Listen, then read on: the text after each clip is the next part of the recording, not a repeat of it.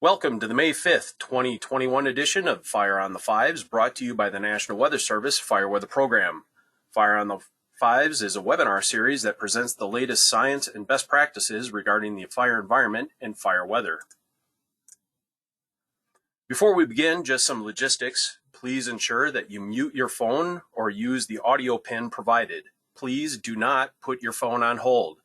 You must use the audio pin provided by the GoToWebinar if you wish to be unmuted during the question and answer session. If you are unable to use the pin, you may post your question in the question box in your GoTo control panel, and the moderator will ask the question for you. This and other Fire on the Fives will be posted on the National Weather Service IMET YouTube channel at the address on the screen. Or you can do a search on YouTube for NWS Fire Fives, and the channel should be one of the results. Today is May 5th, 2021. Today's guest is Greg Dillon. Greg is the director of the Fire Modeling Institute at the Missoula Fire Lab in Missoula, Montana. Greg will be giving an overview of the Fire Modeling Institute. Welcome, Greg. Thank you. Let me go ahead and get my screen up here. We can see it. Okay, do you see the slide there? We do. Okay, perfect. So yeah, thank you for that introduction, and thanks for inviting me to present today about the Fire Modeling Institute. I'll be giving you a little bit of an overview of the history behind why we exist and what we do.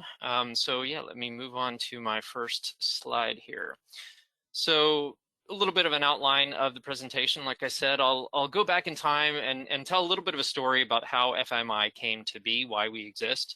And then I'll get into who we are as an organization in terms of our goals and the people within FMI. I'll talk then about what we do, focused around 6 focus areas that we concentrate in, but also you'll see I'll kind of divide up some examples of the work we do by topic areas as well. And then hopefully we've got time for questions at the end.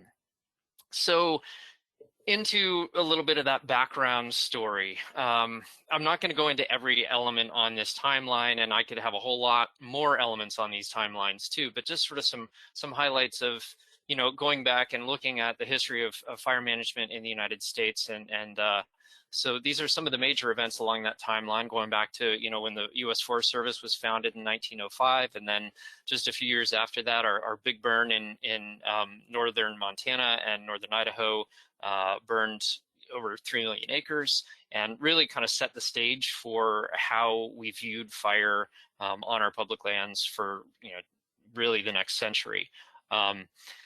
The infamous 10 a.m. policy that came about in the 1930s, and then just some of the history here in terms of our fire management over time. The more we learned about fire, the more we started to understand its natural role on the landscape. Some of the policy changes came along with that.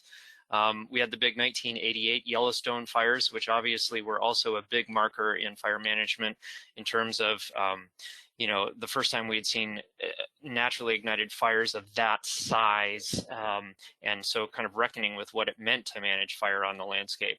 And then again, continuation of our policies and fire suppression activities, to the point where, you know, today, as I think we're all familiar with the fact that we spend a tremendous amount of money on wildfire suppression. So along with that timeline of fire management, we have a timeline around how fire research has evolved. So I'm guessing that most people on this webinar are familiar with the Mann Gulch fire of 1949, the first big tragedy for the smoke jumper program that killed 13 fires. And it's written about in this book I have here on the slide. But that event really kind of opened a lot of eyes to say, we don't really understand everything about fire behavior that we need to be putting people into these hazardous situations.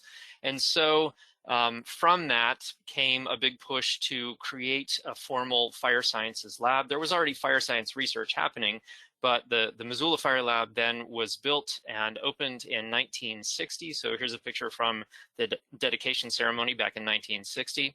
And then again, like I said, I could have a lot more points along this timeline, but some things particularly relevant to modeling and data in the fire management world. In 1972, Dick Rothermel, who was a scientist at the Fire Lab, published his fire spread equation, which honestly has been the foundation for all of our fire behavior models since. We're in the process of developing new equations based on physical science and the physics of fire, but we still use his equation in all of our models that we have today. And in the decades following that, of course, there was a growth in the way that we could use those equations in different modeling systems as technology changed. It wasn't until the early 2000s that we saw spatial fire prediction starting to be used, some like Farsight at the time, the early spatial fire prediction modeling. And then it wasn't until 2009 that we had, from the land fire program, the first set of nationally consistent fuels data, the spatial data needed to drive fire behavior modeling across any landscape in the United States. Then we're about 10 years on now from the National Cohesive Wildland Fire Management Strategy, which really kind of gave us these three principles that have become embedded in most of what we do in fire management. So restoring and maintaining resilient landscapes, creating fire adapted communities, and providing for safe and effective wildfire response. So having this kind of a fire management strategy requires a lot of information, a lot of data, a lot of analysis. And so what are the tools that we have available to do that? Well, I mentioned in the decades after Rothermel's equation, we kind of had this growth of information systems and ways to model fire behavior and other aspects of wildfire. And we kind of saw this expansion of this modeling universe with lots of models like I have shown on the screen here: Behaviour Plus, Farsight, FlamMap, Fire Family Plus, and so on.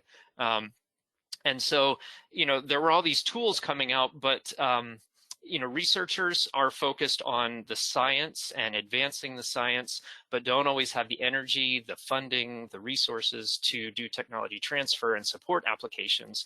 And so a group of folks at the Fire Lab back in 1996 had the foresight to say, okay, we need some sort of organization or institute that can help with providing support for these emerging applications and providing guidance in how people are trained in them, providing tech transfer information, and that is how the Fire Modeling Institute was born.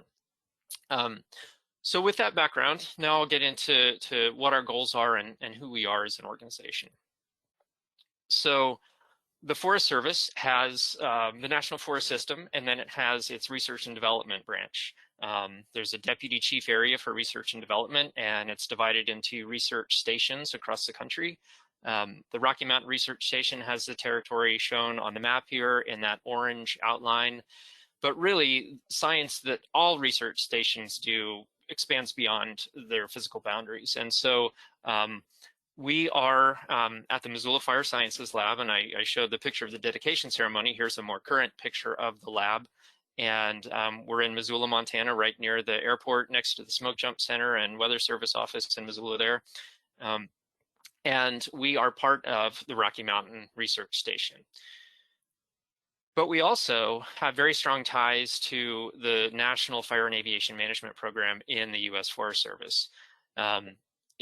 Really because the work that we do serves the fire management community, these connections were made early on.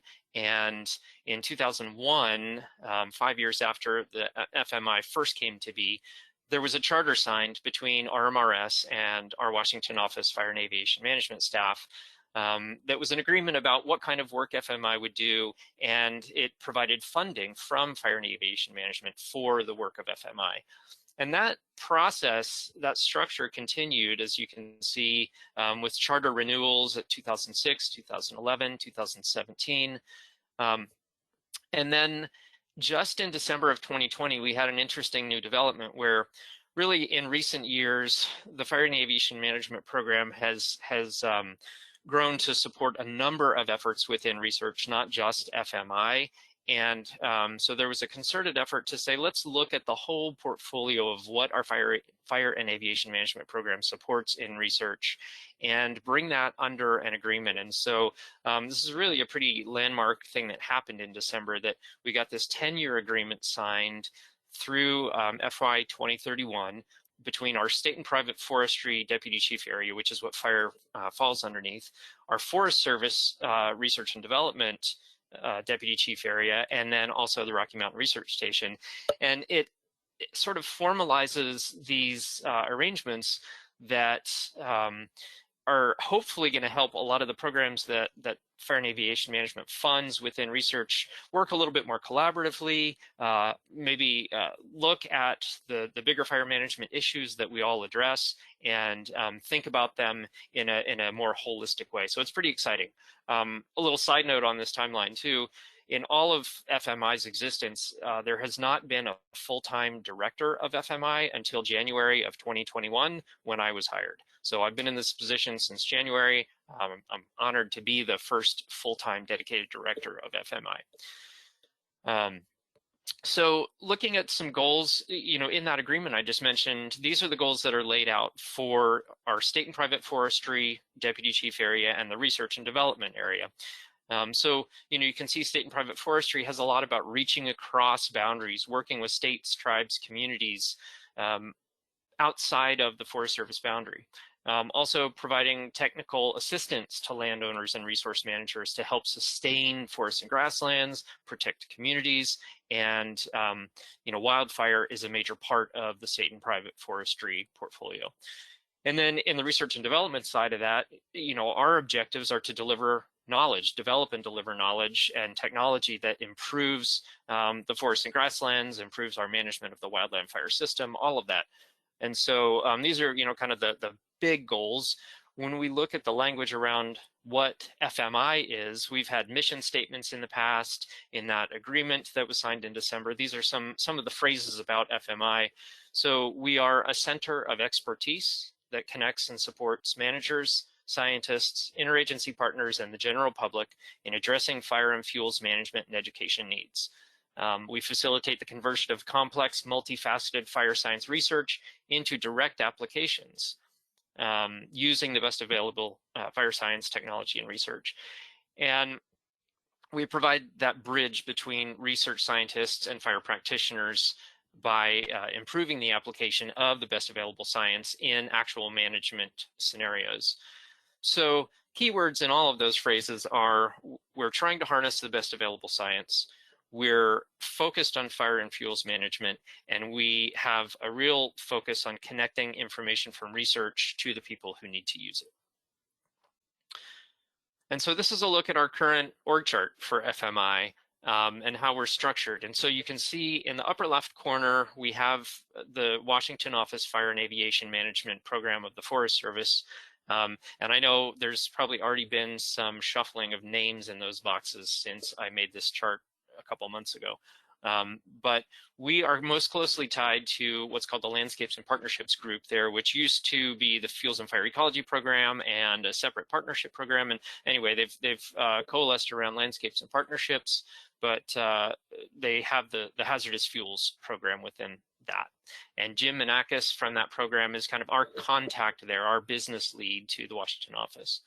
Then on the FMI side, on the RMRS side, we fall within one of the science programs at RMRS called Fire, Fuels, and Smoke, and Sarah Brown is our program manager, and Thomas DeZamba is the deputy program manager, and he's who I report to. And then within our FMI group, we have a couple teams, as you can see here. So on the left side of this chart, we have the Fire Effects Information System, or FEIS. And I'll talk more about that later in the presentation, but they're a group of ecologists, writers, people who are really good at reviewing and synthesizing scientific literature on fire effects to species and ecosystems. And then in the center there, we have sort of our analyst group, mixture of ecologists and spatial fire analysts, fire behavior specialists. We also do have a position for a land fire, basically technical or scientific lead, which we're working to fill right now. It's been vacant for a number of years. And then the dotted lines going over to the right there show some connections that we have with folks within our research program who aren't necessarily directly in FMI, but we definitely help to support their applications. So that includes Matt Jolly, whose work I'll talk about quite a bit in a minute, and Chuck McHugh, who will also talk about the program that he supports. All right, so that gives you a sense for who we are. So let's talk about what we do in FMI. This diagram tries to synthesize a lot of information in one figure. These are the 6 focus areas that sometimes we talk about our work being organized around. So I'm going to start actually at the upper right, and I'm going to move my way around clockwise. So when it comes to analysis and support, what we mean by that is providing analysis or guidance for fuels treatment planning, landscape scale wildfire risk assessment work. We help, again, often providing guidance in supporting forest plan revisions, spatial fire planning, community planning for wildfire. On the fire danger side of things, helping regions and units with fire danger operating plans, and support and collaboration with research scientists to try and transfer information back to the scientists that we're learning through these applications. On the applied science front, a big effort in recent years has been improvements to the National Fire Danger Rating System, and I'll talk about that in a second. Providing support for application of fire science and technology through direct interaction with managers across fire management agencies. And then again, providing that feedback loop to research scientists for improvements to software applications and research needs. Then down to data development and stewardship. We end up through our work creating a lot of data sets that are served out to interagency partners and the public. So the Wildland Fire Assessment System, or WFAS, I'll talk about that in a minute, but provides a lot of spatial data sets about fire weather and fire danger forecasts. The wildfire hazard potential data set has been very useful for talking about hazardous fuels prioritization. The wildfire risk to communities is an exciting project that we've been involved with in the last couple of years, and I'll talk about that. And then we do provide support for the land fire program and all of their data. On the science synthesis and delivery front, our fire effects information system is really kind of the key player there, creating reviews and synthesis of fire effects on species and ecosystems, and coordinating with our research program, Fire Fuel and Smoke research program, tech transfer for trying to deliver information about our science. Then we get into software application management and subject matter expertise for those applications. And you can see a list here. I'm going to give more detail about all of these in slides to follow. And then finally, we do a lot of work in the area of training and education, trying to make sure that the best and most current science is being incorporated into NWCG fire training courses and other workshops that are provided outside of the NWCG structure. And we also have a conservation education program that is mostly run through FEIS called Fireworks, where we do outreach to educators, fire prevention specialists, and things like that. Okay.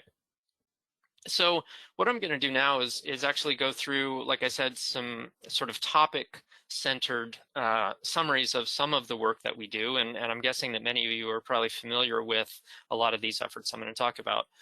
You may just not have known they were part of the FMI umbrella. So I'll start with fire danger rating. As I'm sure most folks in this webinar know, the National Fire Danger Rating System is really the science behind the Smokey Bear signs that are out there that indicate, today's fire danger. And that system was first established by folks at the Missoula Fire Lab in the 1970s. And really was there were a few minor revisions over time, but largely unchanged from its first iteration there in the 70s until the last few years when it went through a major overhaul through this NFDRS 2016 effort. And so, again, it's a system of incorporating current weather information, fuel moisture information to calculate some of these fire danger indices that we've all gotten very used to in the fire management world of, you know, spread component, burning index, energy release component, things that we track on a daily basis to understand what the fire potential in the landscape is. And a lot of the work that's happened in the last number of years has been driven by Matt Jolly at the Fire Lab, and some other folks that have been working with him. And so just have some examples of some of that work here that really has, I think, moved us a long way forward just in the last few years on this front of being able to calculate these fire danger indices on a daily basis with the best available data sources, as much automation as possible. And so, you know, I've got a publication here that Matt and a few others from the Fire Lab authored on the Severe Fire Danger Index, which brings together the burning index and the ERC. And then a figure here on the bottom of the WFUS interface online that provides daily maps and I think 7-day forecasts of these indices based on current weather and weather forecasts. You know, looking at the basic concept behind this, the figure on the upper right shows how it's essentially an intersection of the ERC index and the burning index, looking at percentiles of both. So when we get into that severe rating for the Severe Fire Danger Index, we are really looking at the top 3% of all days in history in terms of, you know, the data that we're looking at for the potential for severe fire behavior if there is, you know, an ignition source. So it's proven to be a very effective index. Hopefully all of you in the IMET community have been aware of it in recent years. And I think Matt's doing really great work with this index. Last year, he produced, also with the help of TechnoSilva, a private company, this Wildfire Safe app and website. And so I've got some URLs, as you can see on the bottom of the page here.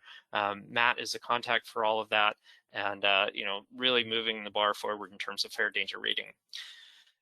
We also have some other fire danger rating applications that you may be familiar with, and some training support that we are very instrumental in. And so Faith Ann Heinch is another person at the lab who does a lot of work with this, particularly in the training realm. So the S491 Intermediate National Fire Danger Rating System and 591 Advanced Fire Danger Rating System. Those courses, she's been putting a ton of work into them in the last couple of years to try to bring all the new information in. They also had a series of NFDRS 2016 rollout workshops around the country in every region. And so she's been an extremely busy person helping with that effort.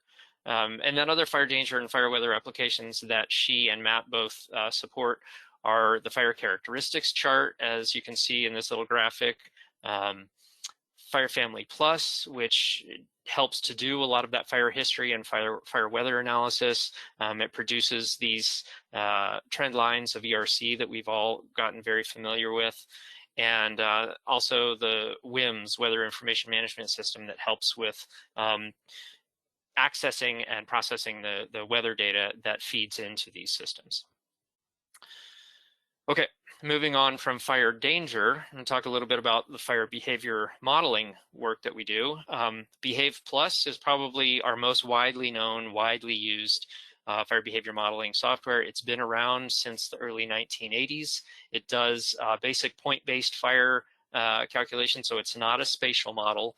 But it's proven to be extremely useful at comparing fire behavior under different weather scenarios and different fuel models, different conditions, and seeing how does changing one variable change things like the rate of spread and the expected flame length and things like that. It's widely used in fire training, S390 and 490, the intermediate and advanced fire behavior courses, and other specific workshops. And so this piece of software has been around for a long time. It's in great need of modernizing because it's still kind of cobbled together from the early code. So we're actively working towards what the next generation of this might look like. FlamMap is another piece of software that's very widely used. This gets into our spatial fire predictions. And so, as I mentioned a little while ago, Farsight was one of the earlier spatial fire prediction models. Farsight is now rolled into the FlamMap application itself. It's a component within FlamMap. And so you can see here our latest version of FlamMap incorporates Farsight, FlamMap Basic, which gives you essentially like Behaviour Plus style calculations, but across every pixel on a landscape. It also will calculate minimum travel time across the landscape, which helps us to predict fire growth and spread over time. There's a treatment optimization model component in there that lets you look at configuration of different fuel treatments and how that can affect fire spread. And then you can also calculate conditional burn probabilities with FlamMap under different test conditions. Like I said, it calculates fire behavior independently for each pixel on the landscape, so it has to incorporate spatial information as well as the fire behavior calculations, and it can predict lots of different characteristics of surface fire, crown fire activity, and things like that. It also incorporates spatial information on topography and shading. It incorporates weather and fuel moisture conditioning and whatnot. So Chuck McHugh, who, as I mentioned, is not technically in FMI, he's kind of adjunct to us, is the expert and maintainer of the FlamMap system. And then beyond just the models themselves, we do a lot of work in fire behavior analysis and support. And so I've already mentioned some of the training work, the NWCG courses and other workshops. Also in the spatial fire behavior prediction realm, the S495 Geospatial Fire Analysis Interpretation and Application course. That's the required course for all LTANs, or long-term fire behavior analysts. We've had active involvement in that from its inception. And Llewellyn Hollingsworth, who's in FMI, just recently stepped into the role of co-chair for the steering committee for S495. We also have been doing a lot of work on trying to get the training materials into our Wildland Fire Learning Portal, not ours, but into the Wildland Fire Learning Portal that NWCG is now using. And then in terms of support and guidance for field projects, Llewellyn in particular is the one who specializes in this kind of work, doing fire behavior modeling support for national forest units and other interagency partners, often providing guidance on how best to use the fire behavior modeling tools for different planning needs. And then also in the incident management world, both Chuck and Llewellyn are LTANs and routinely go out on fires with incident management teams. Llewellyn is a member of our Northern Rockies Type 1 incident management team. And yeah, they're both actively involved in that community. All right, transitioning from fire behavior to an application of fire behavior modeling data. So in recent years, wildfire hazard and risk assessments have gained a lot of ground, a lot of traction. And because they are a combination of fire behavior modeling and geospatial analysis, it has really fit nicely into the skills that we have in FMI. So, you know, this little wildfire risk triangle here demonstrates that risk is made up of the likelihood of fire occurrence, the intensity we would expect if we get a fire, and the susceptibility of resources or assets on the ground to wildfire. Well, the two legs of that triangle that are likelihood and intensity we get from our spatial fire behavior modeling programs. And so particularly one that I didn't mention because it's not a publicly available app is FSIM, the Large Fire Simulator. And it's essentially an outgrowth of FlamMap, but is implemented in a big Monte Carlo approach where you simulate thousands of fire seasons. And that's run, it's been run by some research folks and a private contractor here in Missoula for the last number of years. FMI is now kind of getting into that game a little bit too in terms of helping with the next round of national FSIM runs to generate spatial information on burn probability and the conditional probability of different fire intensities. So we can take that data and match it up with spatial data on different highly valued resources and assets, you know, communities, habitats, infrastructure, and then calculate different metrics of hazard and risk. So we've been doing a lot of that kind of work. At the national scale, like I said, we are tied in with Washington office, so we do a lot of work at their direction. And this wildfire hazard potential map that you see on the left is a product that actually Jim Menakis, the Washington office, used to produce when he was in FMI. It fell to me over the last number of years. And so our most recent version was put out in December, and that's been used for a lot of different purposes. It's gotten a lot of traction. And it basically combines wildfire likelihood and intensity into a measure of hazard that then we can categorize down to these 5 classes and look at where we have relative differences in the potential for high intensity wildfire. Another product that we did at the national scale for the National Forest System was a full wildfire risk assessment where we looked at various highly valued resources and assets across the National Forest System combined with those modeled characteristics of wildfire hazard, and we're able to calculate metrics of risk summarized in this figure in the middle to expected losses versus expected benefits across the landscapes by Forest Service regions to just get a sense for the relative degree of where we have more risk on our landscapes from a national perspective. And then, like I said, this project Wildfire Risk to Communities that has emerged over the last couple of years. I've been the technical lead on that project. The project leads are Jim Menakis and Frank Fay at the Washington office. And then we've also had partners with Pyrologics, the private contractor here in Missoula, and Headwaters Economics, who is a nonprofit partner based out of Bozeman, Montana. And it's been a really exciting effort to basically extend our ability to represent hazard and risk across the landscape down to the scale of individual counties and communities. And this website is a resource to provide people, general public, local elected officials, local planners, with information about the science behind wildfire risk, an interactive map portion that allows them to view some information about risk and exposure within their community. And then the reduced portion of the website has links to all kinds of resources around different themes of risk reduction. So we're going to continue to support that. We're actually gearing up for version 2.0 of all of our data with that project, but it's been a big success. It was directed by the 2018 omnibus legislation, actually, that said that the Forest Service needed to do a project like this. And so we're excited to have had the opportunity to do this. It covers all lands and is really focused on communities. In the realm of wildfire hazard and risk assessment, we also do a lot of analysis at local scales and providing support to national forest units, but also communities and other entities.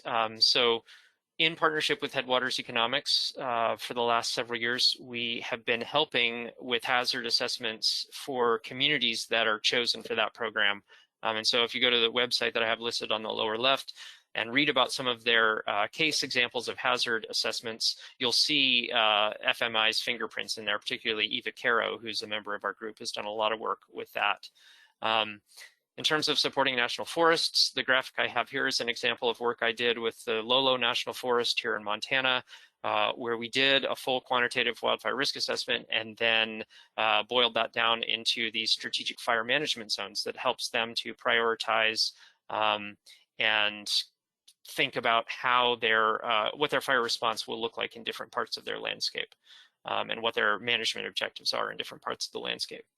And also kind of following on that work, this wildfire adapted Missoula example over here on the right is a case where we were able to take some of our modeling work and really help the Lolo put the hazard and risk information to use in a large project area that they're working on right now around the Missoula area. And so I worked on that a bit, as well as Jim Rittering, who's been an analyst in our group for the last couple of years. Okay, so then transitioning from the hazard and risk work over to fire ecology. So what you see here are examples of some of the applications that we support in the area of fuels management, ecology, field data collection and monitoring. So the first order fire effects, or FOFM, As you can see here, it's used to predict tree mortality, fuel consumption, smoke production, and soil heating from either prescribed fires or wildfires to help understand what the effects of those fires are going to be on the landscape. So it can be used in a sort of scenario way to understand how your treatments might affect the landscape, or how treatments that have already been completed have affected the landscape. And then fuel calc also looks at changes in surface and crown fuel loading after thinning, pruning, piling, or prescribed burning. So again, can be a useful tool for people who are engaged in planning or implementing treatments on the landscape. And FEAT, FireMon Integrated, that's an acronym of acronyms. So FEAT was the, I'm actually not going to remember the original. FEAT was a Department of Interior database. FireMon was a database that was developed within the Forest Service. And then they realized, well, we need to basically come together here. So it's an interdepartmental between the Forest Service and DOI effort at a plot-based ecological monitoring tool. So the name FFI was born. And Duncan Lutz is the one on our team who supports all of these types of efforts in terms of providing guidance and user support, and also continually working on integrating new science into these applications, updating the technology in these applications.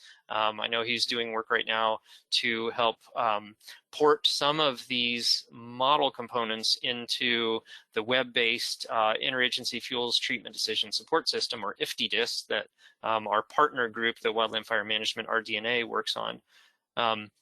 He's also working on trying to help develop a next gen of the of some of these models that would be more web-based and less desktop application-based. So always trying to keep up with the technology with these applications and keep them current and moving forward. And the last example area builds on that fire ecology theme. But as I mentioned earlier, we have the Fire Effects Information System as part of FMI, and they are a group that does research syntheses on species and ecosystems and their relationships with fire. So the FEIS system itself is an online geospatial database that has all of these research syntheses that are searchable by plant community, life form, individual species, and even other ways. And it provides a resource to resource specialists who are doing NEPA documents, planners, and it gives them in one location concise syntheses and reviews about the potential effects of fire on all these different species. That is much more efficient than those people having to kind of start from scratch with a Google Scholar search or something else to try to find the relevant literature. So these syntheses are incredibly valuable. And an interesting fact about FEIS is that it actually predates FMI itself. FEIS was first started back in 1986 to provide state-of-the-art knowledge synthesis on fire effects to fire managers in the Great Basin.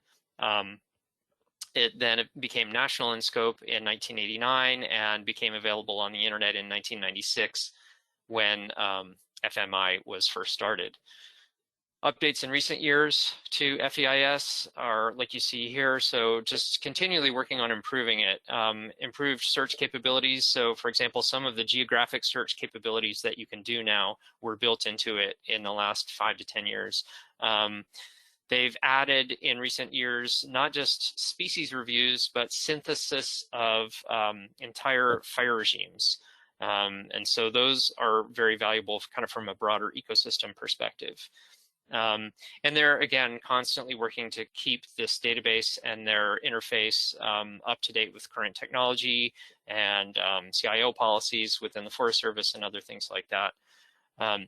And then in terms of the content, they are often going back and doing updates to older reviews, because obviously new science, new literature is always being published. And so they do try to get back around, particularly to the more popular species to update those reviews with new science when they can, and then also continually adding new content, taking requests from their user community, from our oversight entities like Washington Office Fire and Aviation Management and others about what species, what needs there are, from the field.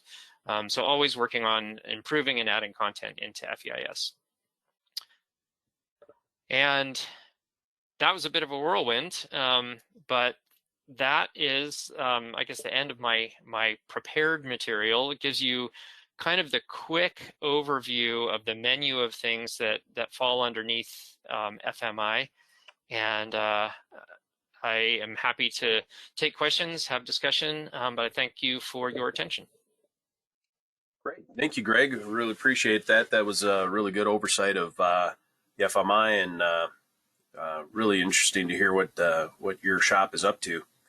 Are there any questions from the field? If you do, please either type the question in the question box, or you can raise your hand and I will unmute you so that you can ask a question. Greg, I'll start off. What kind of coordination or projects have you worked with the National Weather Service?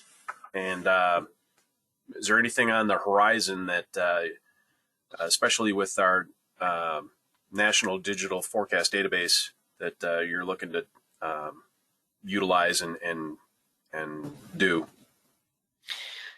Well, I think the fire danger work that I talked about definitely, has the most direct connection to that. And I know I would bet that Matt Jolly is tied into all of the latest on the National Forecast Database and other advancements. So Matt Jolly and Faith Ann, particularly with the work that they do supporting the fire danger applications, would definitely have the most ties there to Weather Service work. We're fortunate here in Missoula that our forecast office is, just down the row from us, and at least when we're working in the office in normal times, we do interact quite a bit with our Weather Service colleagues, here in Missoula. So yeah, I don't have concrete examples, but I do know there's a lot of communication there. Great, thank you. Yeah. Anybody else have any questions for Greg?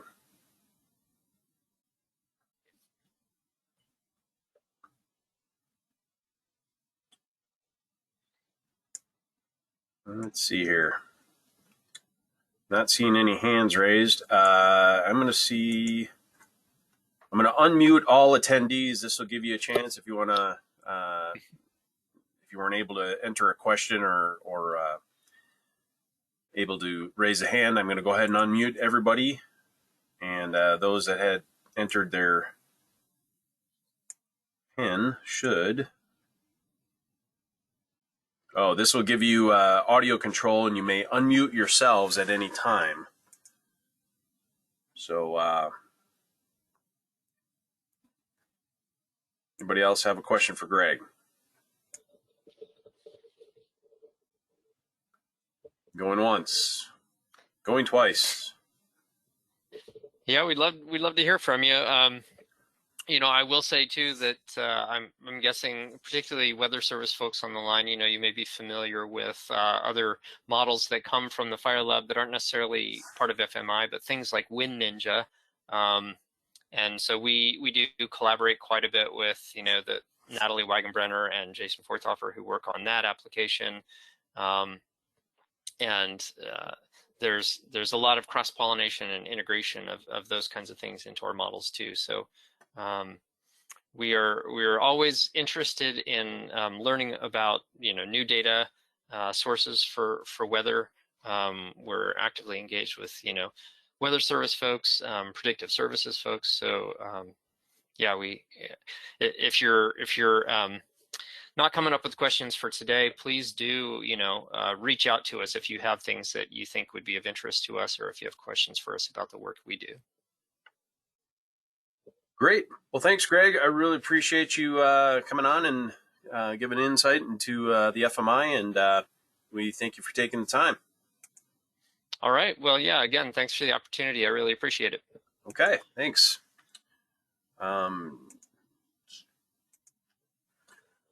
That concludes today's episode of Fire on the Fives. You can catch this episode or any Fire on the Fives episode on YouTube by searching for NWS Fire Fives.